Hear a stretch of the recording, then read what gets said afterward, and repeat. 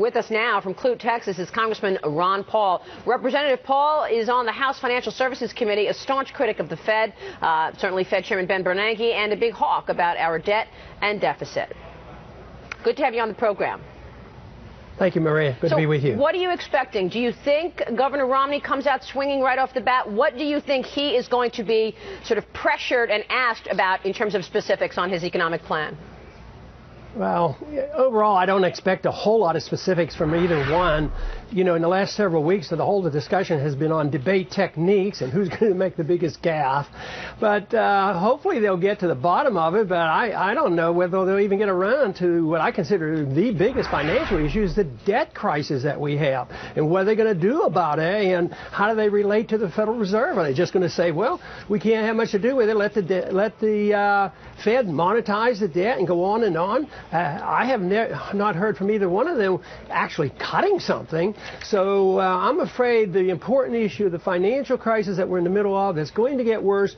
My prediction is they won't really deal with it tonight. And if they do talk about it, I think the answers will be muffled and they'll sort of talk about the same way about what to do about the deficit, because it is a tough problem to deal with, and I don't think they want to face up to it. Congressman, you know firsthand what it's like to be on a stage with Governor Romney. There always seemed to be a bit of a rapport between you and he when it came to debates. What does the president need to know about standing at the podium next to his?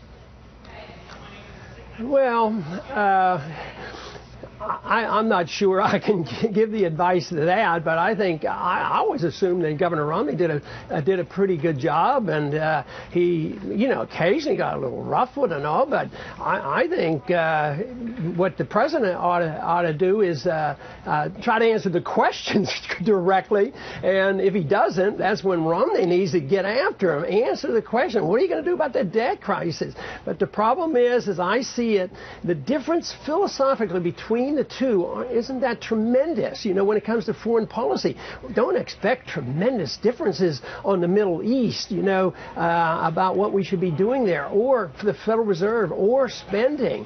So I think it'll be interesting to see if we get any factual, good information philosophically on what these two gentlemen really believe in. Yeah, big difference on taxes, though. Let's bring John Harwood in. John. Congressman Paul, as Carl mentioned, you did have a rapport with Mitt Romney. You were on stage with him multiple times. But when you and I talked a few weeks ago, you said you weren't going to fully endorse Mitt Romney at the Republican convention because you didn't fully support him. What I'm wondering is there anything he could say tonight that would cause you to do that? Or are you ultimately looking at these two guys as not that much different on the core issues that are important to you? Well, I'm always looking, I'm always open, but I'm not that optimistic because his foreign policy was the policy that disturbed me the most. He was much more aggressive on where the troops should be and what we should do overseas. That didn't interfere with us having a very decent rapport with each other and talking to each other and we're friends. But no, the foreign policy, if he changed it, I would be, wow, that's wonderful. Maybe I should reconsider. If he came out and said, not only do we need to audit the Fed, we need to stop the Fed from monetizing our debt and being the central economic planner for the whole country. If he started saying those things, I'll say, well, maybe he had an epiphany and maybe I better start talking to him some more. But that's not going to happen. Congressman, do you think a lot of Ron Paul Republicans are not supporting Mitt Romney in this last month of the campaign? Well, I don't think you can measure them. There's, you know, several millions. There's 2-3 million at least at minimal. And there were many independents that we couldn't even measure. So I would say that they're just holding back. And I think they'll go different ways. I think a few will go and vote for Romney. A few is going to vote for Obama. And a few will stay at home. And a few will vote Libertarian. And a few will write my name in. Because it isn't a monolith. They're very, very frustrated, though, because they didn't feel like had a fair shake at the convention, and some of our delegates weren't seated, so that left a bit of a sore spot with many of our delegates. So, Congressman, how important, how critical is tonight's showing in terms of getting that vote and getting that independent?